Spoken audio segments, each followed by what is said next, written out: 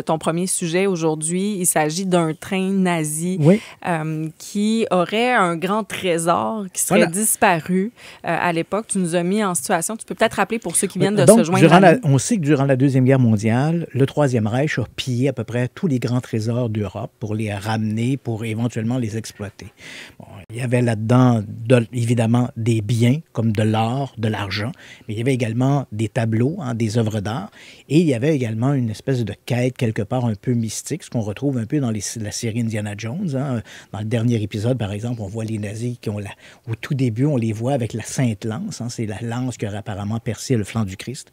Et ça, c'est tout à fait vrai. Donc, c'est surtout Heinrich Himmler, le bras droit d'Adolf Hitler, qui était fasciné par l'occulte et l'obtention de trésors à caractère un peu mystique.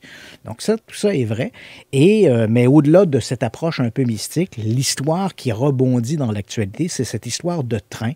Bon, on sait que quelque part, au printemps de 1944, on a un train sur lequel on avait embarqué une grande quantité d'or. Dépendamment des sources, on parle entre 3 000 et 30 000 tonnes d'or sur le train en question. On sait qu'il a quitté la ville de Wrocław en Pologne et pour se diriger vers Berlin. Et quelque part autour de Walbritz, toujours en Pologne, il disparaît. Donc là, on est dans le sud-ouest de la Pologne et il disparaît. Et ça, là, Christian, on est sûr et certain qu'il existe, ce train-là.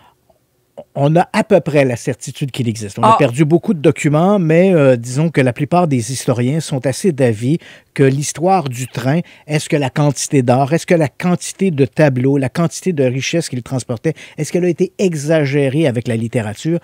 C'est difficile à dire, mais les historiens s'entendent pour dire qu'il y a certainement un train pour que l'idée persiste comme ça à travers une certaine littérature, mais à travers également une tradition orale où on parle de ce train-là. Il y a certainement un fond de vérité. Donc, éventuellement, on a cherché. Il faut savoir qu'après la Deuxième Guerre mondiale, malheureusement, on a détruit un peu, malheureusement, je veux dire, dans la recherche de cette quête de trésors, parce qu'on avait mis les autorités, autant les autorités soviétiques que les autorités américaines avaient mis en place des unités spéciales pour retrouver ces fameux trésors perdus. On a fait un film il y a quelques années qui s'appelait The Monument Men. Les Monument Men, c'était l'escouade américaine qui avait pour mandat de retrouver ces trésors et de les restituer au musée où ils avaient été volés. Mais attends, est-ce qu'on a déjà pensé que peut-être que le train est arrivé à destination puis que les personnes... Non, on est certain que le train n'est pas arrivé à destination. On perd sa trace quelque part près de Walsbrick. Et là, à ce moment-là, on se dit, bon, on sait que les nazis ont caché des trésors dans des mines de sel, dans d'anciennes mines d'exploitation de charbon, par exemple. Et là, ce que l'on croit pour l'histoire du train, c'est que quelque part sur le trajet, le train a dû entrer dans un tunnel. On a fait sauter l'entrée et la sortie du tunnel pour garder le train à l'intérieur. Malheureusement, stratégiquement, c'est ce qu'on aurait voulu faire. Et dans les derniers mois de la Deuxième Guerre mondiale, les nazis ont détruit toutes les infrastructures qui auraient permis de suivre, par exemple, le tracé du train. Donc, on a d'anciennes cartes qui nous montrent à peu près où le train devait passer, mais ces cartes ont été altérées et les rails ne sont plus là. On ne peut plus suivre le trajet du train pour dire, OK, il devait passer exactement à cet endroit-là. Et ensuite, on comprend que pour les autorités locales, il faut avoir une certitude avant d'entreprendre des recherches comme celle-là. En 2015, cette histoire du train rempli d'or, c'est vraiment un des grands fantasmes des chercheurs de trésors polonais. Il y a des groupes à travers tout le pays qui recherchent le fameux trésor du train.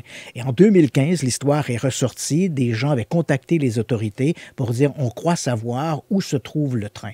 Les autorités avaient permis une première tentative de fouille qui se trouve d'ailleurs tout à fait à un autre endroit que celui dont on parle aujourd'hui.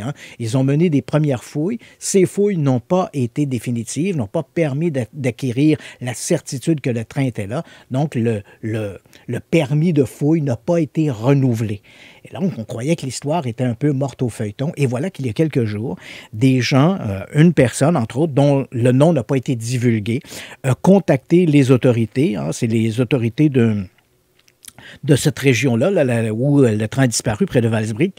Il a contacté les autorités pour demander un permis, disant que lui croyait savoir où se trouvait le train en question. Il aurait apparemment mis la main sur des cartes qui remonte à 1942-1943, qui montrait le trajet ou le circuit de la voie ferrée, et il croit avoir en tout cas, il prétend avoir une bonne certitude que le train se trouve quelque part dans un tunnel qui a été muré de chaque côté. Donc, au moment où on se parle, l'affaire est suffisamment sérieuse pour dire que les autorités du comté de Svadnica, les autorités de Svadnica ont dit on va étudier la demande. Ils doivent bien sûr se pencher sur les documents qui leur ont été proposés avant d'autoriser des fouilles. Mais évidemment, ça fait renaître l'espoir de retrouver ce train avec évidemment sa précieuse cargaison et peut-être des œuvres d'art. Parce qu'il faut quand même... Mais c'est quoi l'intérêt, Christian, de dire stratégiquement on va faire sauter l'entrée puis la sortie du tunnel, le train va rester là, puis ce sera... c'est sûr qu'il y a des personnes qui sont au courant qui est là. Le train qui ont dû avoir besoin de cet or. Pourquoi le laisser là? Je comprends, mais il faut savoir, dans la philosophie tordue d'Adolf Hitler, quand, à partir du moment où il a compris, et en fait, il l'a compris très sur le tard, mais à un moment donné, il a appliqué une politique qu'on appelait la politique de la terre brûlée. Si moi, je ne peux pas l'avoir, personne ne l'aura. Donc, à ce moment-là, il avait demandé à ses acolytes, j'allais faire un mauvais jeu de mots, mais à ses bons à rien. À ses bons à rien, il avait demandé de tout détruire. En fait, il voulait même détruire des capitales comme Paris, qui avait été à un moment donné sous la férule du Troisième Reich, de détruire ces grandes villes-là, de détruire les œuvres d'art, de détruire tous les trésors qu'il avait pillés. Avec toujours cette idée-là, si moi je ne peux pas l'avoir, personne ne l'aura. Et c'est ce qu'on appelait la politique de la terre brûlée. Donc, tous ces grands trésors-là, Hitler avait donné ordre de les faire disparaître pour que... Ça a du sens, cette explication-là. Mais l'autre chose que je me dis, c'est, avec les technologies qu'on a aujourd'hui, on est capable de faire de la recherche avec des chaleurs. Voir qu'on n'est pas capable, avec des satellites, de voir où a déjà existé des rails de train. Tu as tout à fait raison. On a besoin d'une carte de 1940? Mais on le sait également. C'est-à-dire que la Pologne est creuse. Il y a plusieurs régions de la Pologne qui ressemblent un peu à un fromage gruyère. On sait que les nazis ont construit, ont aménagé des dizaines et des dizaines de kilomètres de galeries souterraines.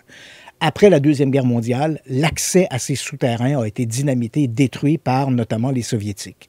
Donc, on sait que les tunnels sont là, mais est-ce qu'on veut rouvrir à nouveau les tunnels pour permettre de pénétrer à l'intérieur? Il faut avoir une conviction avant de faire ces autorisations. Et là, peut-être que ça pourra se faire parce que cet homme qui a demandé le permis pour entrer quelque part, qui est presque convaincu, c'est à l'étude. Christian Page, merci beaucoup d'avoir été avec nous. À la semaine prochaine.